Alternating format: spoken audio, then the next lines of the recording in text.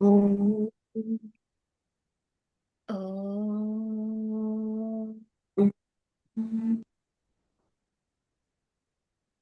oh.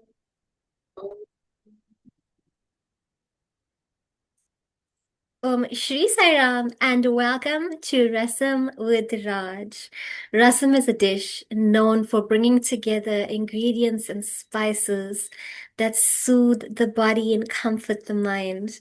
Spirituality is much the same.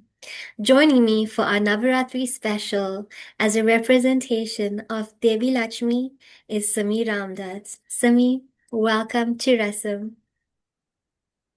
Thank you, Raj.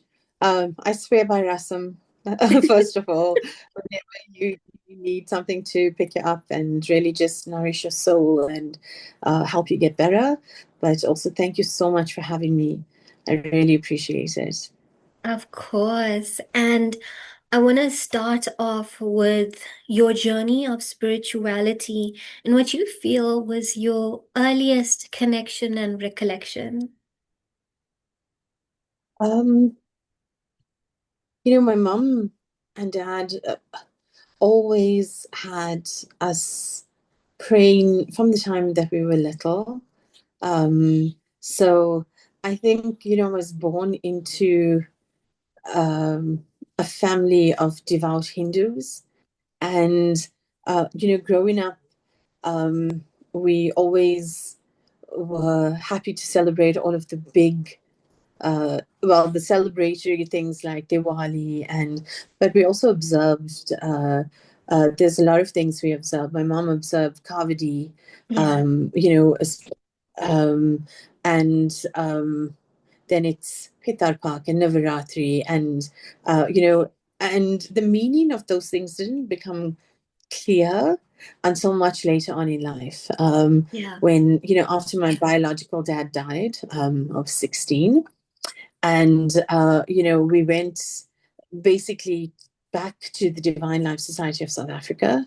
And, that's when I started learning more about the spiritual aspects of things and why we do things and the significance of it. And, those are like when things change for me personally. My spiritual journey actually changed then.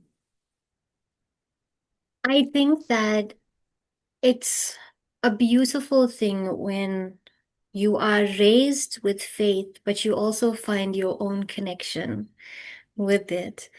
And you understand the symbolism behind the observances and the celebrations. And even though it stemmed from a heartbreaking situation of losing your dad, um, it led to you becoming a woman that is so fully immersed in her faith.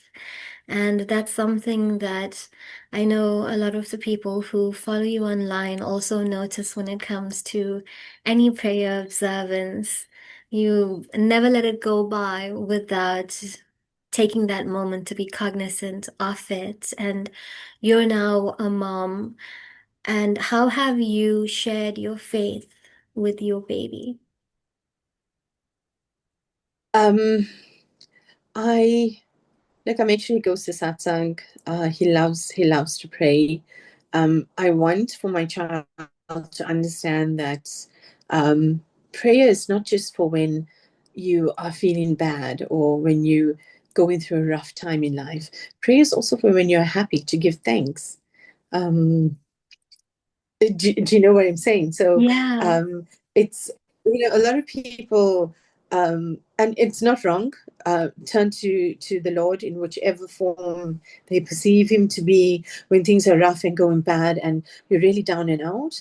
But you also need to turn to the Lord when you're happy and share that happiness as well, and be grateful, give thanks for all of the good things that are happening in your life. So that's what I'm sharing with him, teaching him that we need to pray for everybody, the world, every soul, everywhere, but we need to also do it when things are good, not just when things are bad. So he does enjoy it.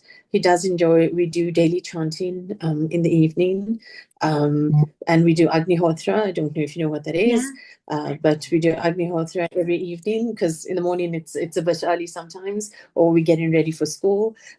So that's really what I'm teaching him, and he loves it. He's learning a lot and understanding why we do things.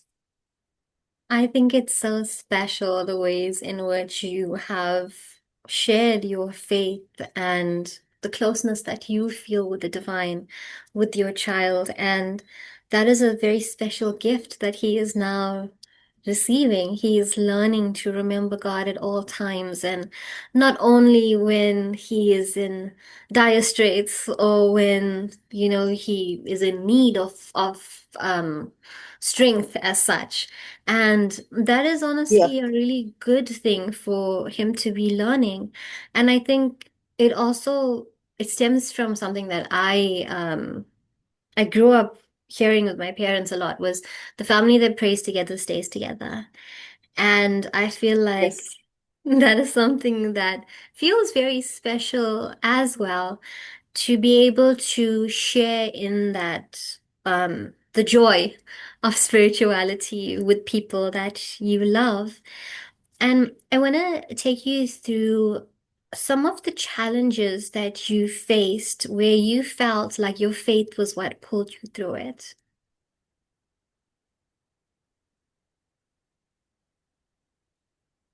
Oh, I think, Raj, for me, work has been quite a big thing.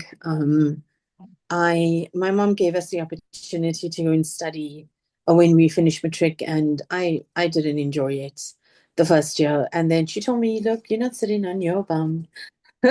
She used a different word, and actually doing nothing at home. You need to decide what you want. In time, go out and get a job. So I started working when I was 18 years old. And, during my career, I've had a lot of ups and downs, and some downs are really low and some highs are really high. But that is for me, you know, how do I say it? That's what got me through. It's faith that got me through those really low things. And I was at an organization that just didn't fit from a cultural perspective, and it's actually soul destroying. But it's spirituality, it's prayer, it's what got me through. That's what got me through those really tough times.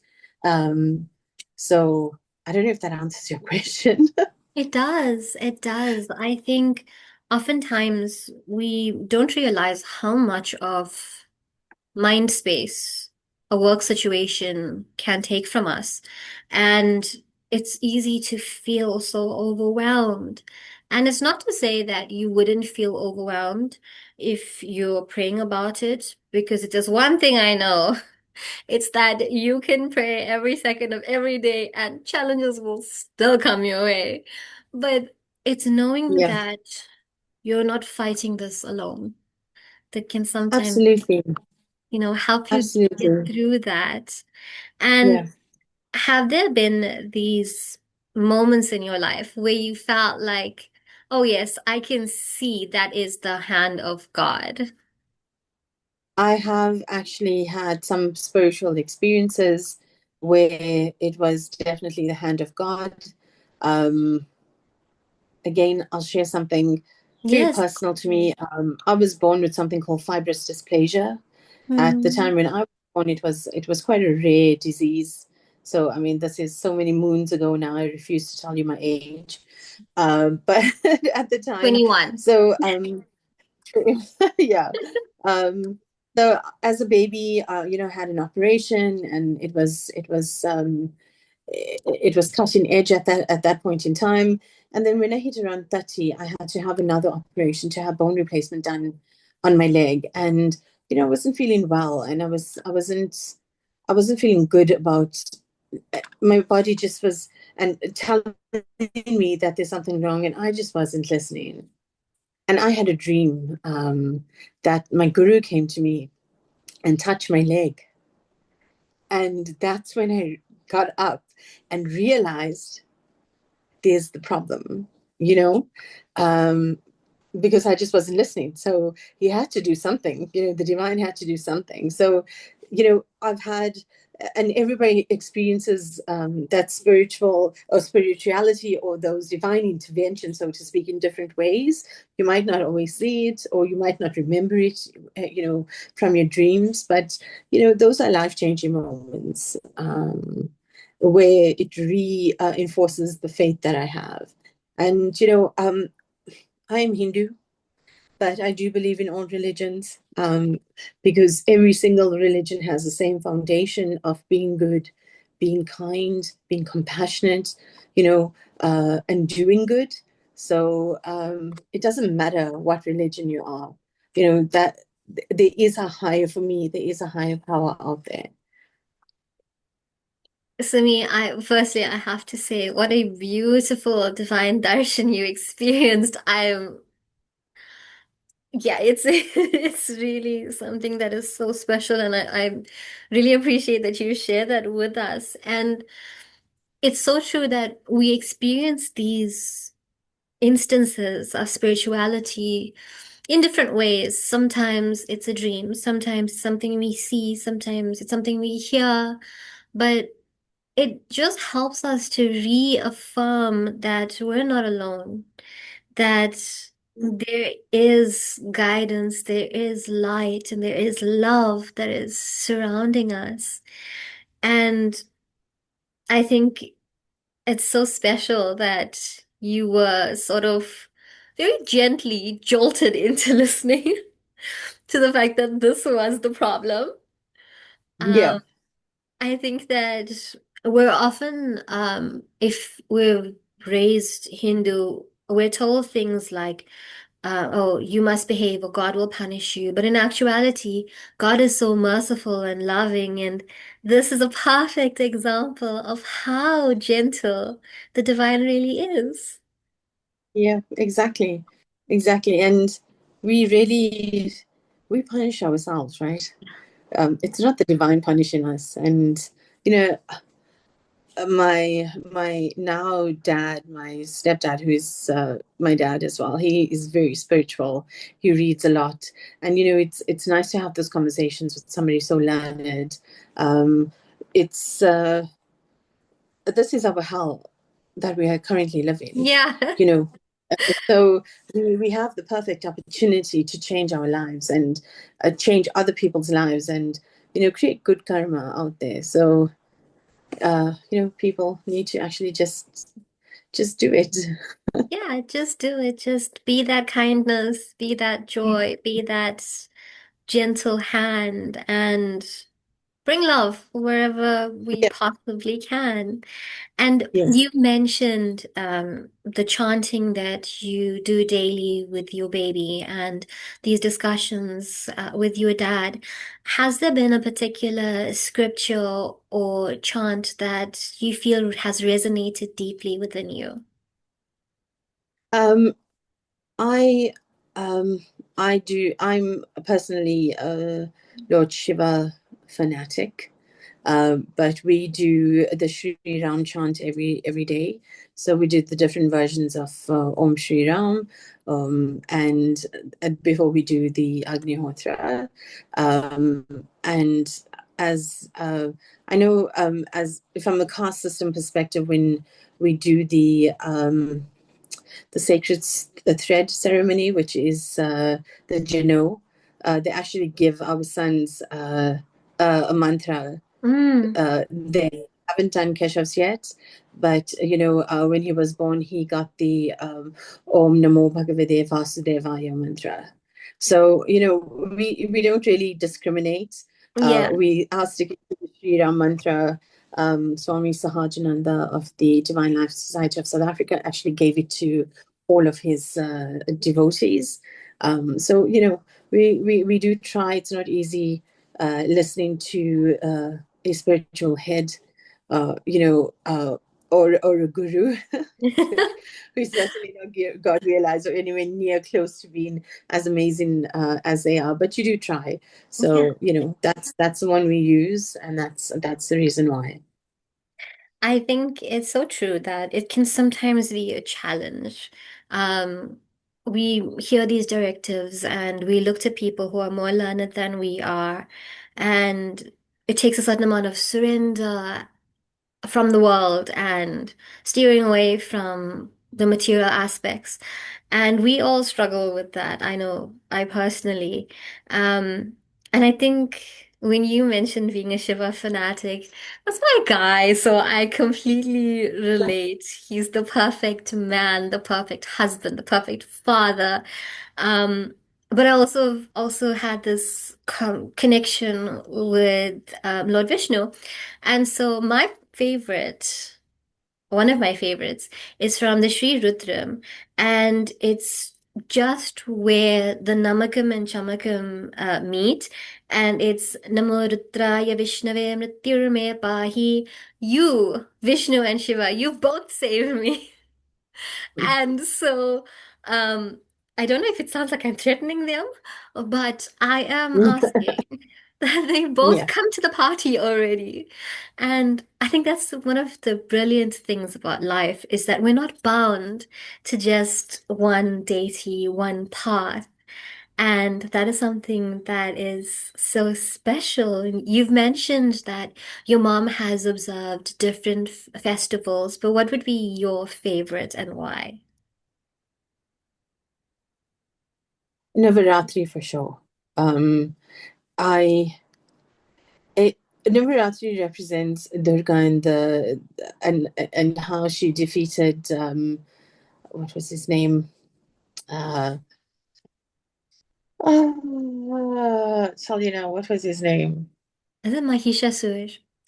Uh, Mahisha Asura, yeah, Mahisha Asura, and she was actually created by Lord Vishnu and Lord Shiva because uh, Mahisha Asura actually was praying to Lord Brahma, and Lord Brahma goes and creates all over the place and gives everybody boons and stuff like that, and no man of God. So, so they created Durga from was it Shakti? Yeah. Um, could be mistaken. So please, I'm not very learned, but and she actually battled him for 9 days and 9 nights, and at the end of it, she was victorious, and then we celebrate Vijaya Dakshmi or Dussehra, the day of victory. So the mother of the universe, as a mother, I feel very close to this. But also, you pray to her for everything. She is life. Yes. She is water, she is air, she is earth, and she is the one who holds you in the palm of her hands. And she sees you through everything. I So this is my favorite.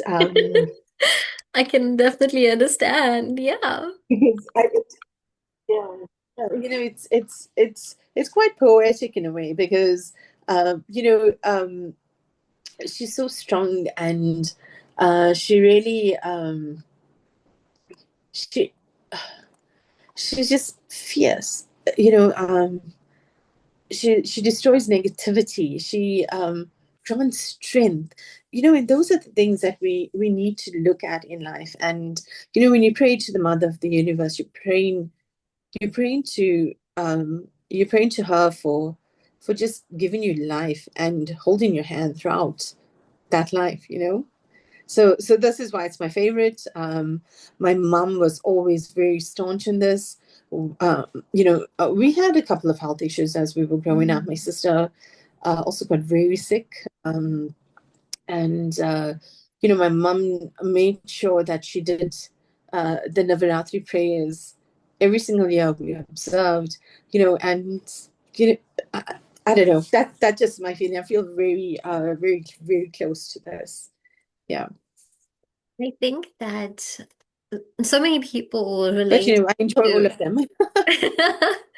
I think so many people will relate to feeling this way about Navaratri because this is the Divine Mother, the most merciful being, the most loving, the most kind and accepting and healing being in all of existence.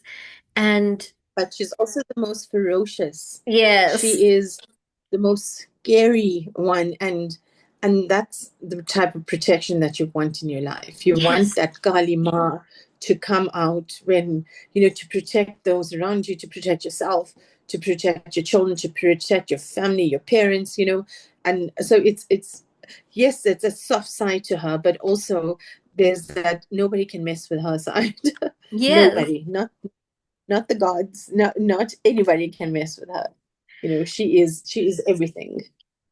I am so with you on that because so growing up, my family, it wasn't particularly Navaratri that was observed, but it was Adi. And so like the divine goddess was always very much there, but it was doing like, for example, Havan for Kali Ma, but then also observing for Lakshmi Puja because we want for her to walk into our homes with that abundance and prosperity and health. And then it is Saraswati Puja, and I know the entire schooling career, it was you always kept your books at the lamp, and you went to the temple for them to write on your tongue because you wanted to Yes, have her guiding your speech. And I've seen how that's evolved as I've grown up. The first time that I got my nose pierced, I did it during Navaratri, and I did it because I wanted to honor the goddess. Um, and it may seem like a strange thing to do. How does a piercing on your body do that? But it is dedicating ourselves to her. And even if now we're not necessarily keeping our school books, it's your laptop and your phone and whatever it is that you use in your day-to-day work in your life. And it also reminds us that we are worthy of that love, we're worthy of that protection. And you have been representative of Devi Lakshmi in this series, the Navaratri special, and that's for a particular reason. Um, being the chief underwriter, and I mean, that's your designation, but you're also a mother, and being born as a woman. I know it's often felt that when a girl is born, it is Devi Lakshmi walking into your home. And how has your experience been embodying all of this in day-to-day life? um yeah, so there's two aspects for me. Lakshmi represents wealth, abundance, prosperity, but not just in the material side, but the spiritual side. So Yes. on the material side, I have to tell you, I have been super lucky. I thought earlier, a couple of months ago, I lost my job. It came out of left field. I didn't know that I was going to lose my job. I just got a meeting in my diary, and it said, "Sorry, giving you notice that your position might be made redundant." Obviously, you know that it's going to be made redundant. So we went through, a couple of weeks of that, and it was just divine intervention that I was able to get the new role at the new company as as the chief underwriting officer, and so that's very much a big part of it. To have that abundance manifest in that way, where you think you're down and out, it suddenly appears. I said to my guru, "This is your problem. You need to sort it out." And obviously, Lakshmi Ma came through as well and said, "Here we go. Here you go." So that's one part of it. But the other part of it is also spiritual. So I've been more spiritual this year than I have probably ever been before in my life. I do the 41 days Hanuman Chalisa Yeah. as well, very big. I mean, he is the 11th incarnation of Lord Shiva as well. So, um, what you do is you fast if you're not a vegetarian, or if you can dry fast, you do it for 41. Not, I mean, you can break your fast in the evening or whatever, but you say the Hanuman Chalisa 11 times every day for 41 days. So, something as well told me, like, on the 1st of June, you need to do this. You just need to, and that was the second time the year that I've done it. So I've done it 3 times this year. So from a spiritual side, I think that Lakshmi has really been generous in allowing me to be more spiritual. Yeah. And that's not an easy thing, to just be Yeah. spiritual. It's not an easy thing to set aside during the day to pray and to remember God. Like, so whatever you perceive him to be or her to be, it's not easy to do. So I was also blessed to be able to have that opportunity to do these kind of prayers and things like that. So for my own mental health, but my spiritual wealth and enlightenment as well. Whether I'm enlightened, that's a different story altogether. But but you know what I mean. I think it's so beautiful, Simi, and I love that you've brought this up because very often Devi Lakshmi is only thought of as seated on the lotus with coins flowing from her hands. But she is so much more than that, and she represents so much more than that. And it is, as you mentioned, our spiritual health, our spiritual prosperity, and spiritual abundance. And as you've mentioned, it is not easy to set aside time in the day. And the Hanuman Chalisa is not short. So to take that time and devote it towards yourself, to infusing your home with positivity and divine energy, is something that I think is so incredibly, incredibly pure. And I think in your role as Devi Lakshmi, you've also, through your writing, shared that with many other women because you've allowed for them to take time for themselves to do something that they enjoy, which is reading the beautiful fiction that you write. And I think that is something that is so indicative of how multifaceted you are as a Lakshmi. And if I may ask you to lead us in prayer as we wrap up for our Navarathri special episode. Ooh, I will do the Triambakam and the Shanti prayers that I know. That's okay.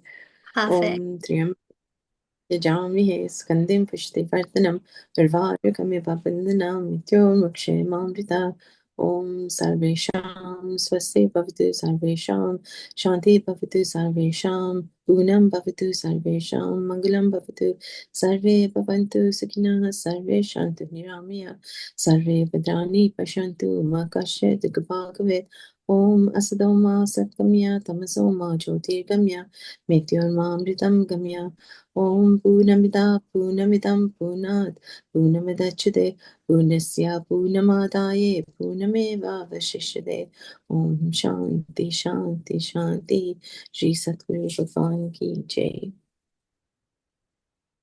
I mean, that was absolutely amazing. I have goosebumps, and I feel like this was a beautiful way to observe Navaratri, to share this satsang with you. Thank you so much, and loving Sayams.